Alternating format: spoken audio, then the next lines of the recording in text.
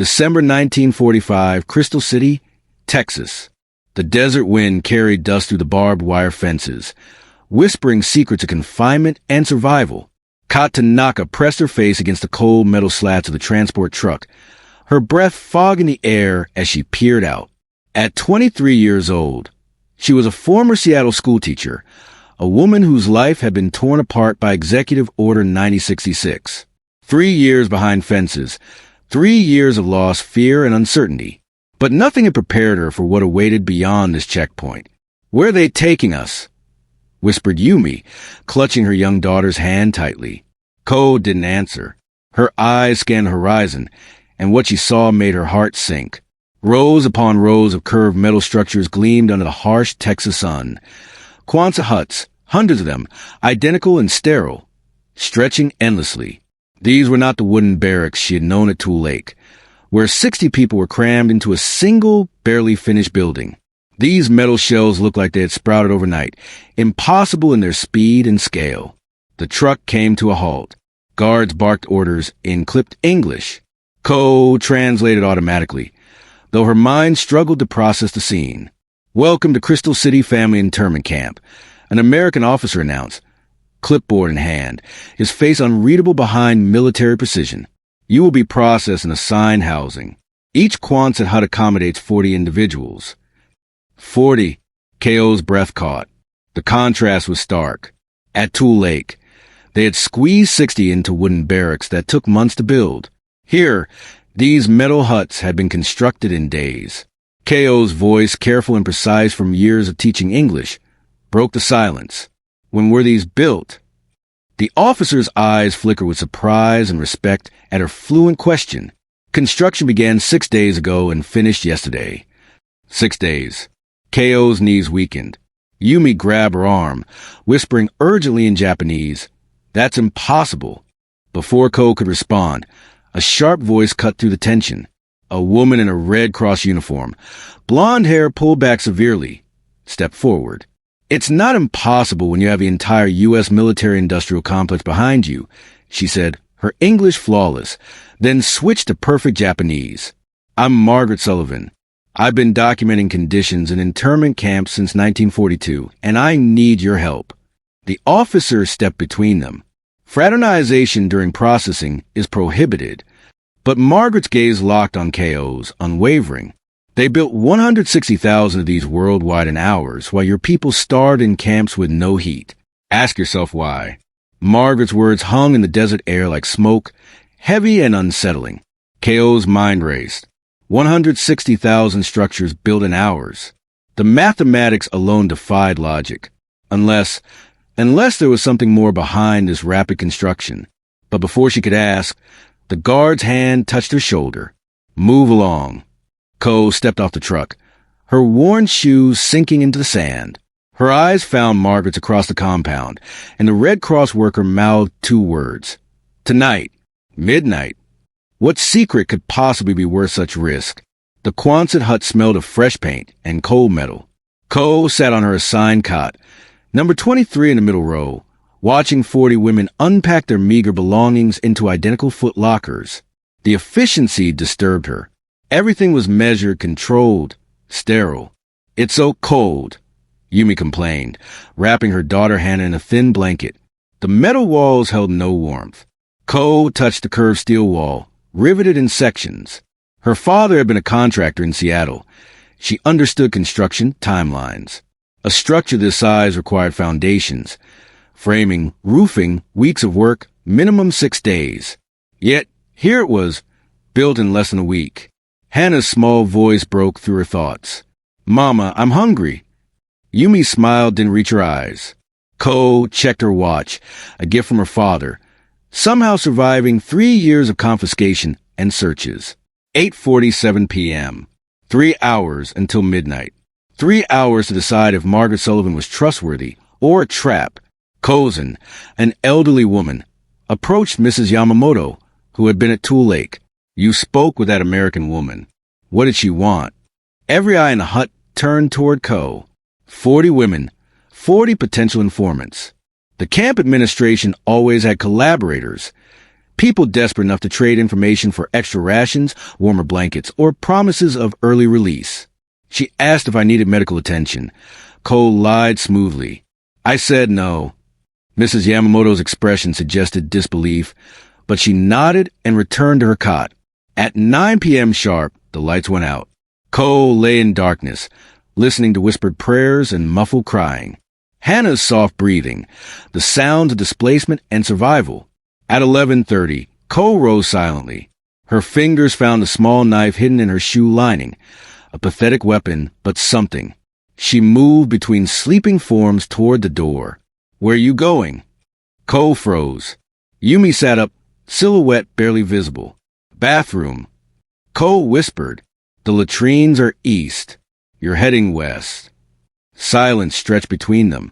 Finally, Yumi spoke, voice barely audible. My husband was taken from Manzanar 6 months ago. They said he was being transferred. I haven't heard from him since. Her voice cracked.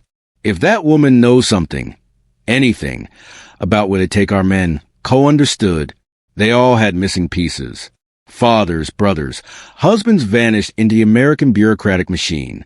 If I'm not back by dawn, Cole said quietly, tell them I went alone. Be careful. Cole slipped through the door into the December cold. The compound stretched before her, rows of Quonset huts, guard towers, searchlights sweeping geometric patterns. She moved between shadows, heart hammering, when a hand grabbed her arm. Cole spun, knife rising. Easy. Margaret Sullivan stepped from the darkness, hands raised. I'm alone. Why should I trust you? Cole asked. Margaret's smile was bitter. Because I'm about to show you something that could get us both killed. She led Cole past a medical building, through a gap in the patrol schedule Cole hadn't noticed, to a small maintenance shed pressed against the outer fence. Inside, a single lantern illuminated a makeshift office. Papers covering every surface, photographs pinned to walls, maps marked with red circles. Close the door, Margaret commanded. Cole obeyed, knife still ready. What is this documentation? Cole asked. Margaret pulled a folder from a lockbox. The government doesn't want anyone asking questions about their miracle construction program, but I've been asking for 3 years. She spread photographs across a workbench. Cole leaned closer. Quonset huts in various stages of assembly. Workers. Soldiers moving with mechanical precision. Timestamps on each image. Camp Forest, Tennessee, 200 huts, for days. Fort Lewis, Washington, 350 huts, 1 week.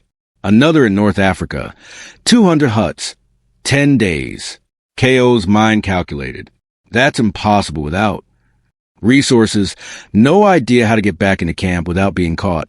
But she had the truth, and somehow she would make sure it survived. Say it, Margaret urged. Without prefabrication, mass production, an entire industrial system designed specifically for rapid deployment. Exactly. Margaret pulled out a blueprint. The Quonset hut was designed in 1941 at Quonset Point Naval Air Station, based on British Nissan huts, but improved, lighter, faster, cheaper. They could be assembled by 10 men in 1 day. Cole studied the blueprint. The design was brilliant. Interlocking sections, minimal tools required, no specialized skills needed. This is military genius. This is what America can do when it wants to. Margaret's voice turned hard. 160,000 of these worldwide, built in months. Meanwhile, you and 120,000 other Japanese Americans spent years in camps with inadequate shelter, no insulation, communal latrines that barely functioned. The implication hit Cole like a physical blow. They could have built these for us from day one. Margaret's jaw clenched. Instead, they put you in horse stalls at Santa Anita, tar paper barracks in Wyoming winters. They had the technology, the resources, the capability. They chose not to use it. KO's hands trembled. 3 years of cold, illness, watching children suffer, and all along, the truth was hidden behind these metal walls. Why are you showing me this? Cole asked. Margaret met her eyes. Because someone needs to document what happened. The government will bury this in 10 years, 20. They'll say they did their best with limited resources, but these photographs, these blueprints, They prove otherwise. I'm a prisoner. What can I possibly do? You can remember, Margaret said, pressing the folder into K.O.'s hands. You can testify. You can make sure the truth doesn't disappear. Footsteps outside. Both women froze. Patrol, Margaret whispered. They're early. The door handle rattled. K.O.'s heart stopped. Sullivan, you in there? Margaret's face went pale. That's Captain Morrison. He's been suspicious for weeks. Open this door now. K.O. looked at the folder in her hands, the evidence that could expose everything. Then at Margaret, who'd risked her career, maybe her life, to document the truth. The door began to splinter under heavy boots. K.O. made her choice. She shoved the folder inside her shirt, the papers cold against her skin. Margaret grabbed the lantern. The back panel, K.O. hissed, remembering her father's construction lessons. These sheds have removable sections for equipment access. Margaret's eyes widened. South corner. Help me. They threw themselves at the metal panel as the door burst open. Captain Morrison filled the entrance, flashlight beam cutting through darkness. Sullivan, step away from the panel. It gave way. K.O. and Margaret tumbled into the December night, hitting frozen ground hard. K.O.'s shoulders screamed pain, but adrenaline drove her up, running. Stop. That's an order. Whistles pierced the air. Searchlights swiveled. The compound erupted into chaos. Split up. Margaret gasped. They can't catch both. No. K.O. grabbed her arm. You don't know the camp layout. Follow me. She pulled Margaret between quiet huts, timing searchlight rotations. Her mind mapped escape routes even as her lungs burned.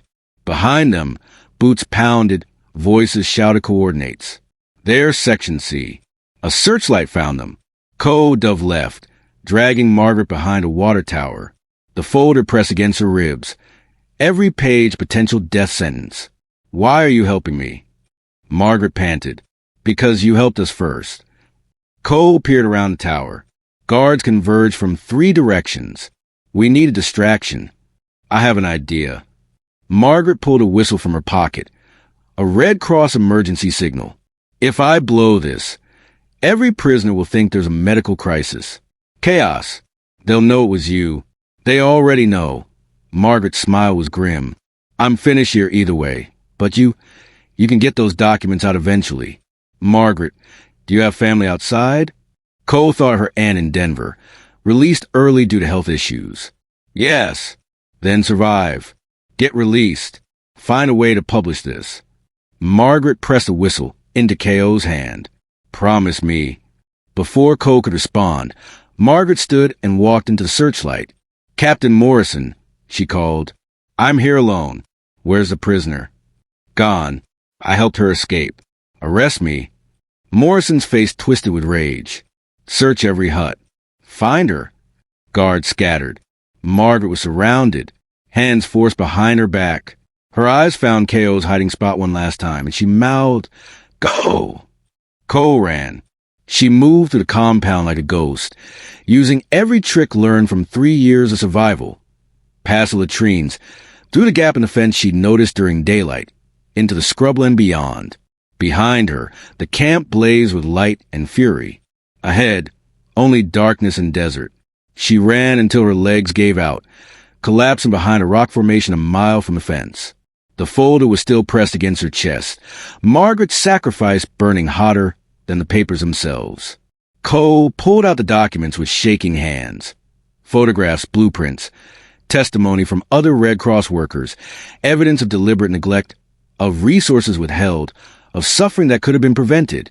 160,000 Quonset huts, worldwide, built in hours. While her people froze, dawn broke over Texas, painting the desert gold and red. K.O. stood, tucking the folder back into her shirt. She had no plan, no. December 1945. The sun rose over Crystal City, casting long shadows across the rows of Quonset huts. Ko Tanaka returned to camp under the watchful eyes of guards, her heart heavy with the weight of the hidden folder pressed against her skin. The truth she carried was dangerous. Proof of deliberate neglect, of a government that had the means to protect its citizens but chose not to. The cold metal walls of the Quonset huts seemed to close in tighter, a constant reminder of the confinement and cruelty endured. Inside her assigned hut, Ko found Yumi waiting anxiously. Hannah, still weak from her illness, clung to her mother's side. Ko lowered her voice, recounting the events of the previous night. The secret meeting with Margaret Sullivan, the photographs, the blueprints, the evidence that could change everything. Yumi's eyes widened with a mix of shock and determination. "We have to protect this," she whispered. "If they find it, it's over." The camp administration was already tightening its grip. Rumors swirled of Margaret's arrest and the failed escape attempt. Captain Morrison's presence loomed like a dark cloud, his suspicion focused squarely on Ko. Every glance, every word was a test. Ko knew the stakes. One misstep in the folder, and the truth would be lost forever. Days passed in a tense rhythm. The guards intensified their searches, tearing through belongings, overturning cots, and questioning prisoners relentlessly. Ko's hut was no exception. The panel where the folder was hidden remained untouched, a small victory in a sea of fear. But the threat was constant. Morrison's eyes followed her, waiting for a sign, a slip, anything to justify his suspicions. Ko's mind raced with plans. How could she get the documents out? The folder was too large to carry unnoticed, too fragile to hide in the open. Burning it was unthinkable. It was the only proof they had. Burying it risked water damage.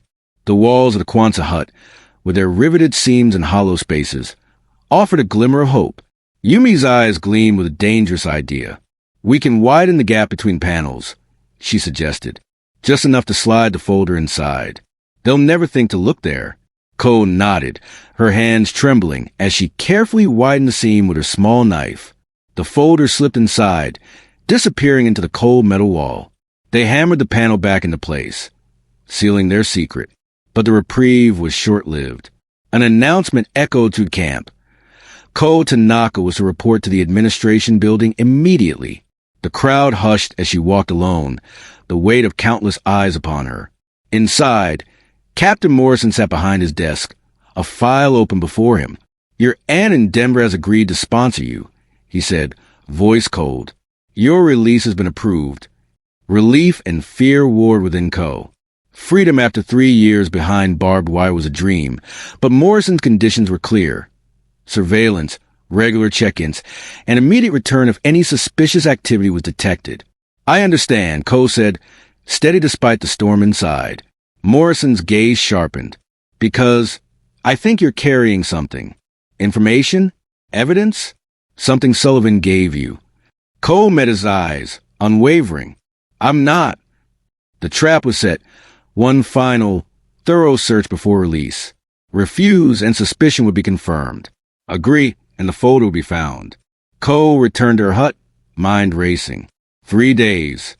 72 hours to smuggle the documents out under the watchful eyes of guards who suspected everything. Yumi's return with Hannah brought a new urgency. The child's illness required follow-up treatment in town, a chance to move the folder beyond the camp's reach. Yumi's plan was daring. Hide the documents in Hannah's medical supplies. No one searched a sick child's medicine. Ko hesitated, the risk clear. If caught, the consequences would be devastating. But Yumi's resolve was unshakable. If these documents can expose what happened, can prevent it from happening again, then yes. I'm sure. The next morning, Helen, the camp nurse, arrived with the medical transport. Hannah, pale but stable, sat in Yumi's lap.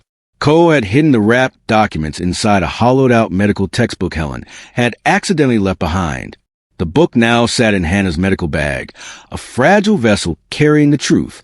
Ko insisted on accompanying them, playing the role of translator. Helen refused, citing hospital interpreters. Captain Morrison appeared, suspicion etched on his face. "Search the vehicle," he ordered. Guards combed the truck bed, under seats, engine compartments, and Yumi's bag. The medical supplies drew scrutiny, but the dense medical terminology in the textbook deterred further inspection.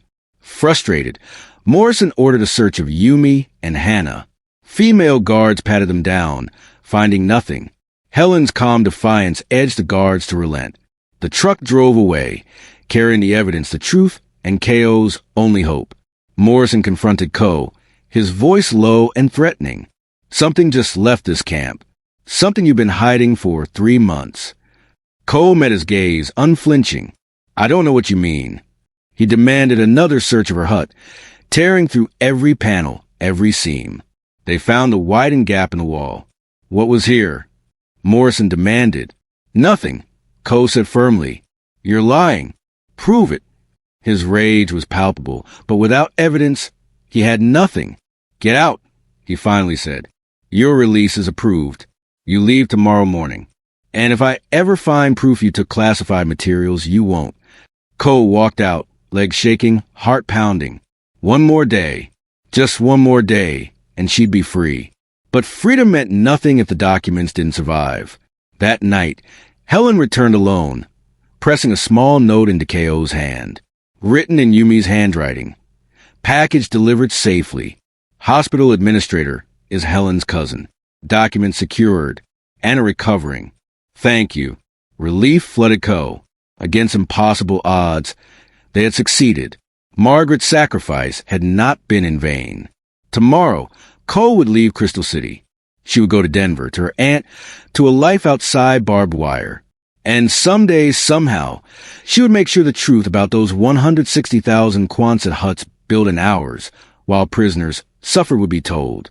December 1945, Denver, Colorado. Ko Tanaka stood in her Aunt Michiko's small apartment, the weight of the hidden folders still heavy in her mind. The documents, photographs, blueprints, testimonies, were carefully preserved, waiting for their moment to be revealed. Michiko's voice trembled with fear as she spoke. "You can't publish this yet. The war just ended. People are angry. They'll call you a traitor. They already called us traitors." Ko spread the photographs across the kitchen table. Quonset huts rising in days. Blueprints showing efficient design. Testimony from Red Cross workers documenting deliberate neglect. Who would even print this? Michiko asked, her eyes scanning evidence. Ko had been writing letters, carefully worded, to newspapers, civil rights organizations, anyone who might listen. Most ignored her. Some responded with hostility. But one letter had gotten through. A knock at the door startled them.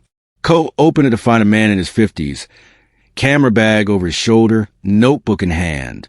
"Mr. Naka, I'm Robert Harrington from the Denver Post," he said. Ko had written to him 3 times.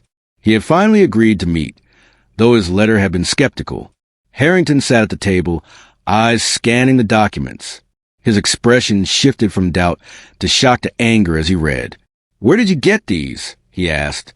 "A Red Cross worker named Margaret Sullivan." Ko replied. "She was arrested for documenting camp conditions." "I remember that case," Harrington said. "She was dismissed, discredited." Harrington looked up. "The military said she falsified records." "She didn't," Ko said firmly. She pushed forward the blueprints, the photographs with timestamps, the testimony from multiple sources. "This is real. All of it." Harrington spent an hour examining everything. Finally, he sat back.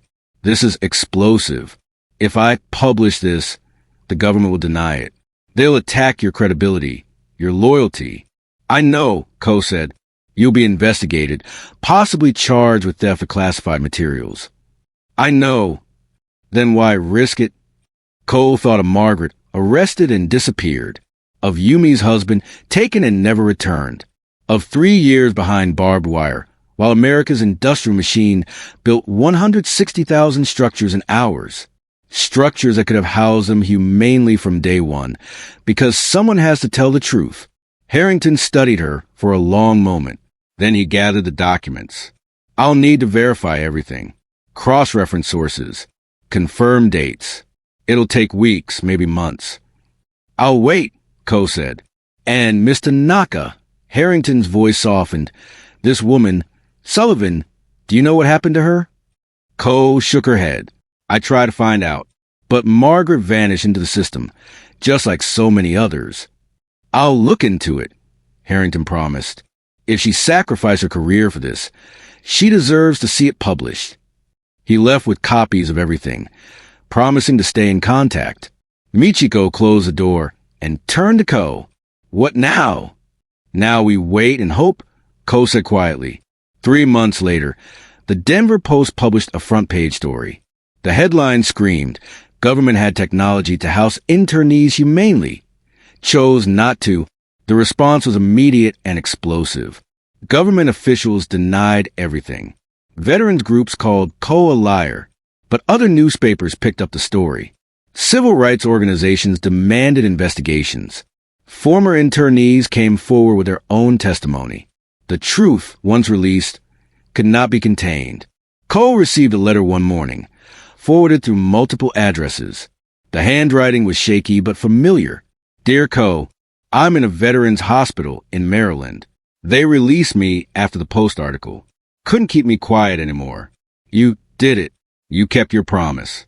Thank you, Margaret." Ko held the letter, tears streaming down her face. Margaret was alive. The truth was out. It wasn't justice. Not yet. Maybe not ever. But it was something. It was a start. 1988, Washington, D.C. Ko Tanaka, now 66 years old, stood in the Capitol building watching President Reagan sign the Civil Liberties Act. Reparations for Japanese-American internment. An official apology. Recognition that what happened was wrong. It had taken 42 years. Beside her stood Yumi, gray-haired now, and Hannah, no longer a sick child but a civil rights attorney who had spent her career fighting for justice. Margaret Sullivan sat in a wheelchair, aged but sharp-eyed, still documenting, still bearing witness.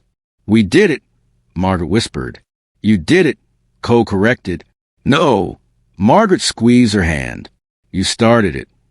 "No," Ko smiled. "You finished it. You kept the promise." The ceremony concluded. Reporters swarmed, asking questions about the internment, the camps, the long fight for recognition. Ko answered patiently, as she had done hundreds of times over the decades. But one young reporter asked something different. "Ms. Tanaka, what do you want people to remember most about this story?" Ko thought about Quonset huts built in hours, about 160,000 structures worldwide, proof of what America could do when it chose to, about the deliberate decision to house her people in inadequate conditions despite having the technology to do better. "I want people to remember that cruelty is always a choice," she said. She explained that America had the capability to treat them humanely from day one. They chose not to. That choice, that cruelty, is what must never be forgotten. She looked at the young faces around her, reporters, students, activists who had grown up after the camps closed. Technology without humanity is just efficiency in service of injustice. The Quonset huts weren't the problem. The problem was a government that could build 160,000 structures in hours for military purposes, but couldn't be bothered to house its own citizens with basic dignity. "And the documents?" Another reporter asked. "The evidence you smuggled out, where is it now?" "In the National Archives, available to anyone who wants to see proof of what happened," Ko said. Margaret made sure of that. As the crowd dispersed, Ko walked to the window overlooking the National Mall. Somewhere out there in museums and archives, the truth was preserved.